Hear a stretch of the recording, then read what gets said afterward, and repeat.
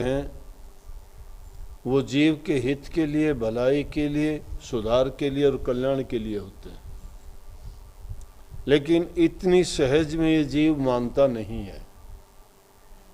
मानता क्यों नहीं है कि जिस दुनिया में हम रहते हैं वहाँ काल की प्रधानता है और माया का खेल है। माया रचित है ये संसार सारा। प्रशासन काल का चलता है, काल प्रबल है, वो अपना काम करता है। परंतु महापुरुष जो वचन जीव को बताते हैं उनके कल्याण के लिए, हित के लिए, कि ताकि उनका जीवन सुखी हो, और बार बार इस संसार के दुखों को भोगने के लिए वो अलग अलग योनियों में पड़ के इस दुनिया में ना आए। क्योंकि यहाँ ये अपने मर्जी से नहीं आए, बल्कि काल ने जो भक्ति की थी, सत्य पुरुष ने इनको वरदान के तौर पे काल को सौंप दिया। लेकिन जब उन्होंने देखा कि मेरे जीव इस काल और माया के देश में दुखी हैं,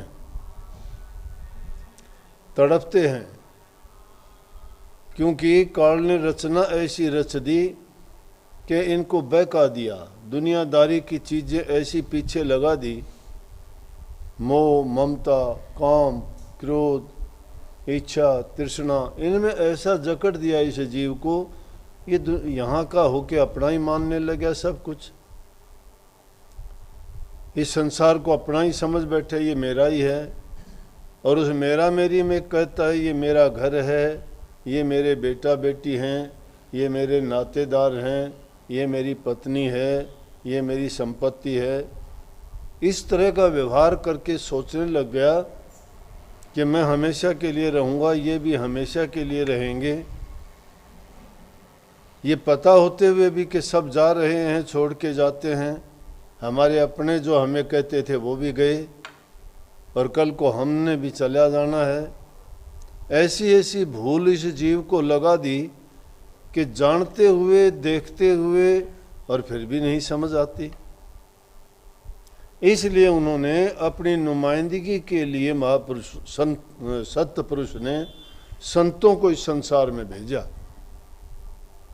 कि जाओ, जिन रूहों को मैंने भेजा था वो रूह दुखी हैं, परेशान हैं, हताश हैं, निराश हैं, उन रूहों को जाके तुम शांति दो। शांति कैसे मिलेगी कि वो बहुत भटके हुए हैं, युगों से भटके हुए हैं। एक योनि नहीं, 84 लाख योनि हैं। कभी किसी योनि में गए, कभी किसी में गए, पता ही नहीं क्या क्या कर्म कर बैठे, याद ही नहीं कौन कौन से नाते जुड़े, ये भी उनको नहीं पता किससे क्या लिया, किसको क्या दिया, किसका बुरा किया, किसका भला किया। लेकिन इतना ज़रूर कि इनके कर्म का लेखा इनके साथ बांध दिया गया। जानते हैं नहीं, लेकिन कर्म इनको अज्ञात रूप से इनके साथ चलता है, पीछा करता है, हर जन्म में चलता रहा। चाहे योनि कोई भी बदली, कर्म इसके पीछे चलते रहे। जब तक कर्म नहीं भोग लेता तब तक जीव का पीछा छूटता नहीं। कर्म भोगता नहीं है, पीछा छूटता नहीं, 84 में चक्कर काटता है। संतों ने क्या तरीका अपनाया? संत उस सत्य पुरुष का, सत्य देश का, आदि घर का भेद देते हैं जीव को, लेकिन उसको भी समझने में इनकी समझ काम नहीं करती। संतों की बात पर गौर नहीं करते, मिथ्या समझ लेते हैं। दुनियादारी की जो और बातें हैं उनकी भांति सोचता है ये भी वैसी बात है, वो बात ऐसी नहीं है। संत सब ने कहा, ईसा मसीह ने कहा कि मैं खुदा का भेजा हुआ, खुदा का बच्चा हूँ, खुदा का लड़का हूँ मैं, और मैं जो है यहाँ अपने जीवों को लेने के लिए आया हूँ। मोहम्मद साहब ने भी कहा कि मैं अल्लाह के द्वारा भेजा गया हूँ। सभी संतों ने ये तो नहीं कहा, लेकिन संतों ने ये जरूर बता दिया कि हम आपको चेताने के लिए, रास्ता दिखाने के लिए आए हैं। तो जीव एक तरह से मानता नहीं है, इसलिए जीव को रास्ते पे लाने के लिए संतों ने अपनी वाणी में 4 चीज़ों को जोड़ा। पहली वाणी बताई उन्होंने चेतावनी। जो जिनके कर्म बहुत अच्छे जीव हैं वो चेतावनी से समझ जाते हैं, इतने से ही समझ जाते हैं कि हाँ मैं गलत कामों में फंस के जो कर्म करता हूँ वो मुझे दुख देंगे।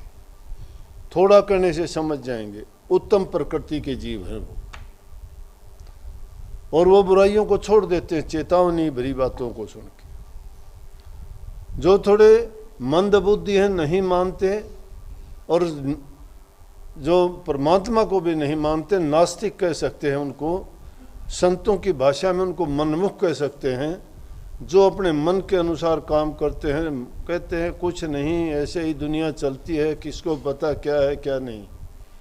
उनके लिए संतों ने वाणी की रचना की डरावनी, डरावने के लिए उनको कि नरकों में जाना पड़ेगा, दुख भोगने पड़ेंगे। कैसे कैसे दुख, कि ऐसे ऐसे दुख भोगने पड़ेंगे, कहीं ताते तेल के कढ़ाइयों में डाल दिए जाओगे, कहीं तुम्हारे हाथ पैर काट दिए जाएंगे, शरीर में इतनी पीड़ा होगी कि वो बर्दाश्त नहीं होगी।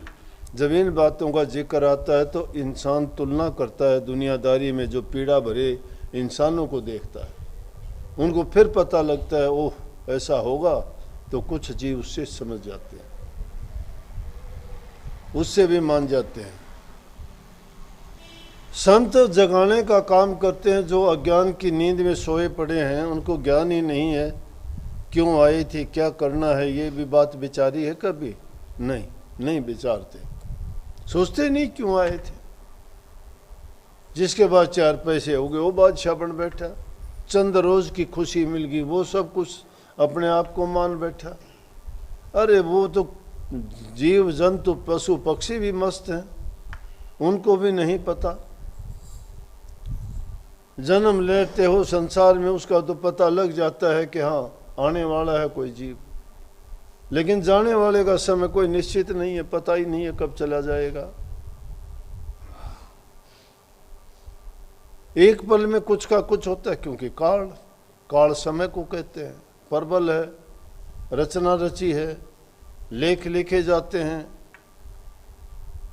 कलम हाथ में नहीं है, कागज सामने नहीं है, इसलिए हमें पता नहीं लगता क्या कर दिया हमने, किसने लिख लिया, क्या नोट कर दिया। जिसका रंग नहीं, रूप नहीं, जिसकी महिमा गाते हो कि कहाँ से कैसे महिमा गाएं, उसके कैसे लिखें, हमने देखा नहीं आंखों से कभी। वो गुप्त रूप से सबके लेख लिखता है।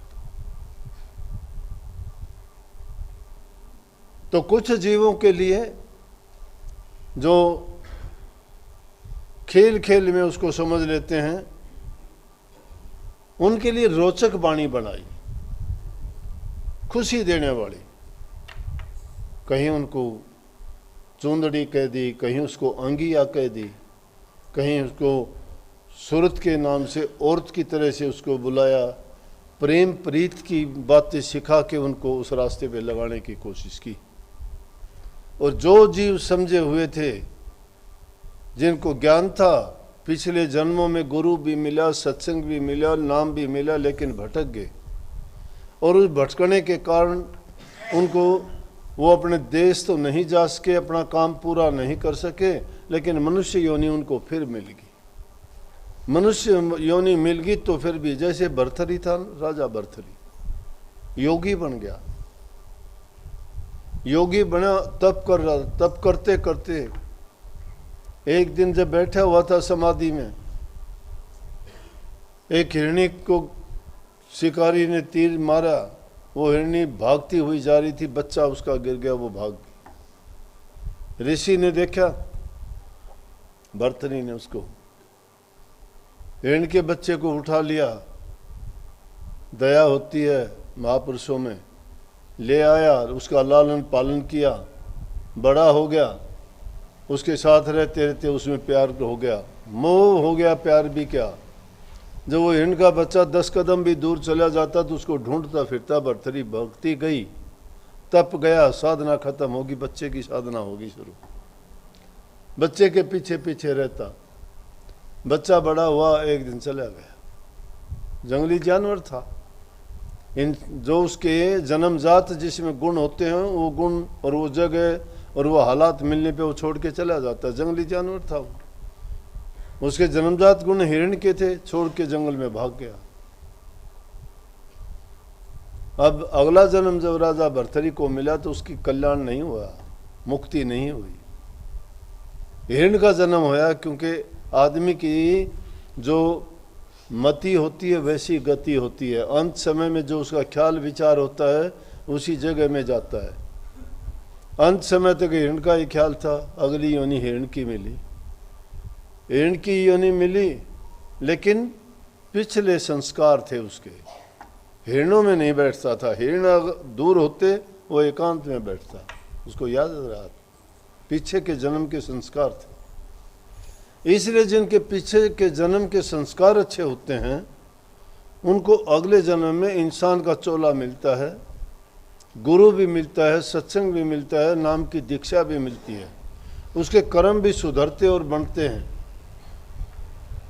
संस्कार इंसान लेके आता, इसीलिए काफ़ी लोग देखे होंगे सत्संग में आने के बाद भी नहीं ठहर पाते, क्योंकि उनके संस्कार बुरे हैं। और जिनके संस्कार अच्छे हैं, पिछले जन्म के कहो, जिससे परिवार से भी अच्छे विचार ख्यालात मिले हैं,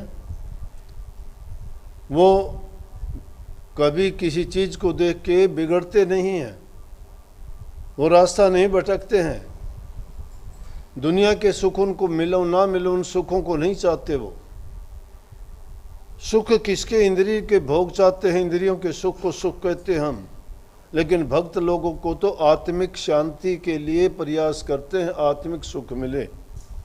आत्मा को जब सुख नहीं मिलता तब तक भटकाव है। शरीर के सुख क्या सुख है, किस इंद्रिय का कौन सा सुख आपको मिलता है? 2 मिनट के स्वाद के बाद में वैसे ही हो जाते हो। खाने के रसिया हो, खाओगे इससे डरते ही मिट्टी बन जाएगा 2 मिनट में स्वाद। तो इसलिए चाहे तो तुम जीभ पे रख के, जीभ का स्वाद जीभ पे रख के उस चीज़ को वापस कर दिया अगर रस का आनंद आ गया आपको, लेकिन नहीं रुकते हम। कानों के रसिया हैं, उनको भी ऐसे ही। एक एक के कारण जब कई जीव अपनी जान दे देते हैं, आली पतंग मृग मीन गज जड़त एक ही आंच, तुलसी वो कैसे बचे जिसके लागे 5। इंसान को तो 5 भोग हैं इसके, तो वो तो 5 जीव एक एक इंद्री के रस के कारण अपना जीवन बर्बाद कर देते हैं, और इंसान सभी भोगों में पड़ा रहता है। लेकिन पीछे के संस्कार जब उसके अच्छे होते हैं तो वो इस जन्म में भी आके खोज कर लेता है कि उसको गुरु कहाँ मिलेगा। और जब उसको वो आत्मिक आध्यात्मिक ज्ञान मिलना शुरू हो जाता है, जिसकी उसको चाहत होती है, फिर वो भटकता नहीं है। उसको यथार्थ ज्ञान की जरूरत है। तो चौथा संत जो ज्ञान देते हैं वो यथार्थ ज्ञान देते हैं। और वो किसको देते हैं? जो विरही जीव होता है, सच्चा होता है, और जिसको अपने कल्याण की जरूरत होती है। दुनियादारी के रसों के भोगी और दुनिया के सुख चाहने वाले वो संतों के पास तभी आते हैं कि जब उनको दुख आता है, उनकी ज़रूरत बढ़ जाती है, या किसी चीज़ की उनको कमी आती है, तो कहते हैं मुझे ये चीज़ मिल जाए। कोई कहता है मेरी बीमारी ठीक हो जाए, कोई कहता है मुझे लड़का मिल जाए, कोई कहता है मेरा कारोबार चल जाए, कोई कुछ कहता है। ये दुनिया की सारी चीज़ें, लेकिन ये तुच्छ चीज़ है, कुछ भी नहीं है। सब आए उस एक में, डाल पात फल मूल, अब लेने को क्या रहा, गए जब पकड़ा मूल। जब मूल को ही पकड़ लोगे तो डाली पत्ते फूल फल किसी एक एक चीज़ की जरूरत नहीं आपको, लेकिन मूल को नहीं पकड़ते। आदमी चाहता मुझे अभी मिले, अभी कुछ नहीं मिलता। कोई भी काम करने के लिए आपको इंतज़ार करना पड़ता है, मेहनत करनी पड़ती है, लगन लगानी पड़ती है, तप करना पड़ता है, त्याग करना पड़ता है, उसके लिए साधना करनी पड़ती है। इसीलिए साधक कहा गया है। किसी भी काम में लगोगे जब तक आप एकाग्रचित होके तन से, मन से, विचार और ख्यालात से जब तक किसी चीज़ में मन नहीं लगाओगे तो उसको आपका पूरा और अच्छा परिणाम नहीं मिल सकता। चाहे विद्यार्थी लो, चाहे किसान लो, चाहे व्यापारी लो, चाहे कोई कर्मचारी लो, चाहे किसी भी क्षेत्र में काम करने वाला है, अगर वो मन लगा के कोई काम नहीं करता असफल हो जाता है। और मन लगा के काम करते हो तो ये नहीं हो सकता, hard work can not go waste, वो बेकार नहीं जाती। कोई भी काम करके परिणाम जरूर मिलेगा आपको। लेकिन अपनी देसी भाषा में एक बात कह देते हैं हरियाणा में, यूं कहते हैं गादड़ की जल्दी में बेर को नहीं पके भाई। गिद्दड़ बेर खाता है जंगल का, जंगल में जो जानवर है गिद्दड़, वो जब घूमता फिरता है तो बेर जब पकते हैं झाड़ियों पे वो खूब खाता है। अब झाड़ियों में सिर मारता फिरे, बिना टाइम के बेर थोड़े पकेंगे, बेर तो अपने टाइम पर पकेंगे, इसलिए उसके लिए इंतज़ार करनी पड़ती है। तो मेहनत करो, किसी भी काम के लिए लगन लगाओ। जो आदमी प्रयत्न ही नहीं करता और सोचता है मुझे मिल जाए सब कुछ, तो ये तो नामुमकिन है। इसलिए संतों की मैंने जो वाणी बताई, 4 प्रकार की वाणी हैं, तो इस वाणी में भी यही था, इब के बना ले तेरी फेर न बनेगी, या नर देही बंदे तन फेर न मिलेगी, फेर ना मिलेगी, सब कुछ कह दिया। ये तन तुमने दुर्लभ पाया, दुर्लभ 84 जब भटका खाया, 84 लाख योनियों में जब भटक लिए, जब ये इंसान का चोला मिला है, इसलिए कहा कि नर ये देही तुम्हें फिर नहीं मिल, चेतावनी है ये। अभी बना ले, जो कुछ करना इंसान के चोले में जो कर जाएगा वो किसी योनि में नहीं कर सकता। तो क्योंकि इंसान के चोले को परमात्मा ने अपना रूप, परमात्मा को जिसको खोजते हो नहीं मिलेगा आपको, लेकिन उसको तुम्हारे अंदर खोजोगे तुम्हें मिल जाएगा, तुम्हारे गुरु के रूप में मिल जाएगा। सरगुण रूप तुम्हारे गुरु के रूप में है। लेकिन निर्गुण कहाँ खोजोगे? निर्गुण तो मिलता नहीं। निर्गुण मिलेगा तो सरगुण ही आपको मिलाएगा। सरगुण वो होता है जिसमें सारे गुण दिखाई देते हैं, देह रूप है, बोलता है, खाता पीता चलता है, समझाता है। निर्गुण कौन सा है? ना रंग है, ना रूप है, ना देह है, ना कोई बोलता, ना सुनता, ना चलता, ना फिरता। लेकिन उसकी खोज करने के लिए सब संतों ने कही है, रामायण में भी आई है, तुलसीदास जी ने लिखा है उनके बारे में, चले बिन पर सुन बिन काना, कर बिन काम कर विधि नाना, अनन रहित सकल रस भोगी, बिन रस न वक्ता बड़ योगी। चले बिन पैर, बिना पैरों के चलता है, सुने बिन कान, कर बिन काम करे विधि नाना, बिना हाथों के अनेक प्रकार के काम करता है, बिना जबान के बोलता भी है, सारे काम करता है। तो उसको खोजने के लिए निर्गुण है वो निर्गुण है। निर्गुण का भेद सरगुण से मिलेगा। सरगुण को पूजोगे, निर्गुण पा जाओगे। सबको बहुत बहुत आशीर्वाद। राधा स्वामी।